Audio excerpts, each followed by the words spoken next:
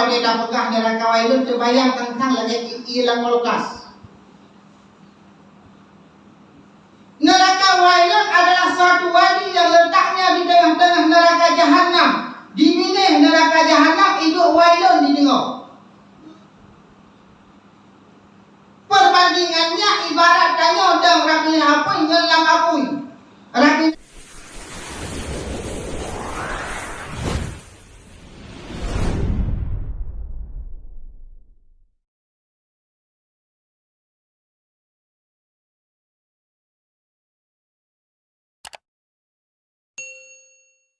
Allah menggambarkan di dalam satu hadis, sayati zamanon ala ummati la yafiruna minal ulama wal fuqaha. Akan datang suatu masa di atas umatku, kata Nabi, akan tuh di atas umat lun, manakala umat lun mereka lari dibuang daripada ulama, hanya dia menghukum le kepada ulama, hanya dia ikut le para fuqaha, maka Allah mengirimkan 3 bala kepada umatnya. Dan bala yang Allah kirim kepada kitanya, ulaha yarfa'u barakatin minal rizqina, Allah akan dicabut berkat rezeki. Rezeki kitanya dicabut keberkatan. Hari ini urangnya urusyid yang berbahagia. Kita rasakan, kita rasa bagaimana ekonomi hari ini. Itu tanda adalah keberkatan akan dicabut oleh Allah. Dalam kehidupan rumah tangga katanya, dalam kehidupan si uro-uro katanya, ekonomi sertuh di PP uronyo matang dan handuk tawoli. Bertanda kenapa itu? Bertanda umat hari ini Allah akan diangkat adalah yarfa'u barakatil rezeki. Allah akan angkat berkat rezeki. Kenapa Allah mengangkatkan berkat rezeki kepada kitanya? Yafiruna minal ulama, tanyo taplung daripada ulama. Gambaran kita nyuplung daripada ulama kan hanat hajat ulama, bahkan taduk saja ulama, tajam kopi saja ulama, makan saja ulama. Tapi salah satu yang kita lari daripada ulama adalah di saat ada pengajian, di saat nafil, di saat majlis taklim dikosongkan. Itu tandanya manusia yafiruna minal ulama. Hari ini urangnya gambaran rata kampung, rata tempat, rata wilayah ada majlis taklim. Hana kampung urangnya, hana majlis taklim. Tetapi kenapa umat hari ini masih bodoh dalam agama? Bahkan urangnya katanya galam gak paham masalah agama. Itulah tanda manusia yang bahwa tidak mau menuntut ilmu. Karena dalam definisi Islam dimaafkan dengan 2 kategori. Artinya tanya 2 macam dimaafkan oleh Allah. Pertama jauh daripada ulama, yang kedua pandangan Islam. Dengan 2 macamnya berdua rasa umusik yang bahagia tidak tertimpa lagi kepada kitanya. Pakon tanya dengan ulama to, tanya dengan gure-gure to, tapi sembahyang menamakan. Ini malah yang pertama. Orangnya ekonomi kitanya umusik yang bahagia merosot luar biasa. Yung minum 6.000 rupiah, minum 5.000 dibandingkan. Rata-rata hari ini ekonominya merosot daripada aparatur kampung sampai ke urun tinggi, mereka mengeluh ekonominya. Kenapa? Bahkan jawabannya satu yafiruna minal ulama. Kita takut daripada ulama. Apalagi hari ini kita menjadinya ulama. Apalagi hari ini kita anggap ulamanya apa itu ulama? Padahal Allah mengatakan al-ulama warisatul anbiya. Ulama merupakan waris daripada Nabi. Sementara mereka yang tidak mengikuti ulama, gambaran mereka sudah mengingkari para Nabi. Bukan lagi alasannya. Karena Allah menggambarkan al-ulama warisatun anbiya, ulama adalah warithun. Dikala Nabi hanale pulang waris kepada sahabat, sahabat hanale kadua Allah pulang jabatan itu kepada ulama.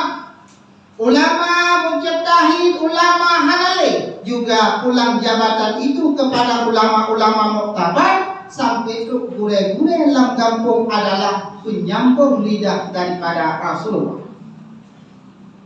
Yang kedua bala yang akan dikirim oleh Allah Ta'ala kepada kita, yusallatullahi sultan zalimah, akan dikirim oleh Allah seorang pemimpin yang zalim, seorang pemimpin yang tidak cinta lagi kepada agama, seorang pemimpin tidak rindu lagi kepada agama.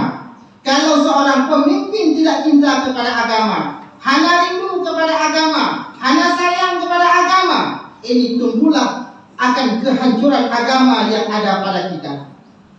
Kenapa kan? Bila kita hanya sayangnya ke agama, akan ditimpakan dengan dua bala yang akan dicabut oleh Allah Ta'ala kepada kita. Sebagaimana disebutkan dalam hadis Rasulullah, saya di zamanan ala ummati la yabqa minal Islam ila ismu wa la yabqa minal Quran ila darsu. Akan datang suatu masa di atas umatku, kata Nabi, la yabqa minal Islam ila ismu, tiada kekal daripada Islam melainkan tulisannya saja. Tulisan Al-Quran hanya orang yang musafahnya tulisan Al-Quran. Apakah di saat tulisannya ada orang yang cinta dengan Al-Quran? Tidak. Bahkan umat uronyo dikala didengar ayat ya ayyuhalladzina amanu idza nudiya lis-shalati min yaumil jumat, mereka tidak tersentuh hati untuk datang melaksanakan salat Jumat. Hanya tersentuh hati yang lalau kuno, yang sibuk kuno. Sedangkan ayat itu khusus kepada orang laki-laki, ya ayyuhalladzina amanu idza nudiya lis-shalati min yaumil jumat. Hai orang-orang yang beriman, apabila dikumandangkan, dipanggilkan, dihadirinya untuk ja'far Allah, maka tinggalkan jual belimu. Ibu bah put kitanya, aktivitas kitanya ibu bah. Tetapi nyatanya umat hari ini makin penduduk makin kosong masjidnya, makin ramai orang, makin kosong rumah Allah. Itu tandanya la yabqa minal Islam ila ismu. Yang gambaran yang bahwa orang yang baca Al-Quran kalimah le manusia, tapi hari ini dia tidak bisa baca Al-Quran. Le manusia orangnya kadang-kadang ikut isi Al-Quran hanya dibaca. Kenapa kan? Karena mereka tidak cinta lagi kepada Al-Quran. Yang kedua, la yabqa minal Islam ila ismu, tiada kekal daripada Islam melainkan namanya saja Islam. Dan orangnya katanya melintas mandu pura Islam. Bahkan DP katanya mandu orangnya Islam. Apakah kita termasuk Islam yang sempurna? Apakah kita masuk Islam yang kamilah? Ini yang perlu kita hayalkan. Lot orangnya udah dalam Islam, KDP Islam, udah isi Islam. Apakah diri lotnya termasuk Islam yang kamilah? Termasuklah Islam yang sempurna. Bagaimana yang dikatakan Islam yang sempurna? Yang namanya Islam sempurna adalah umat hari ini melaksanakan perintah yang oleh Allah, tinggal larangan. Di antara perintah-perintah yang Allah wajib adalah nomor satu, salat. As-salatu imanuddin. Salat itu adalah tiang agama. Tetapi banyak manusia yang hari ini mantap berbuat bayang. Manusia orangnya mantap berani dia meninggalkan salat gara-gara sepele perbuatannya. Bahkan Pak Ujung cerita mengambilkan Allah itu pembunuhan tidak kata dong. Walau hukum kata itu ada, walau dalil kata itu ada, tetapi hati-hati dengan kalimat kata. Kenapa kon? Karena Allah menggambarkan di dalam Al-Quran, wailul lil musallin, neraka wailunlah bagi mereka orang-orang yang melambatkan sholat.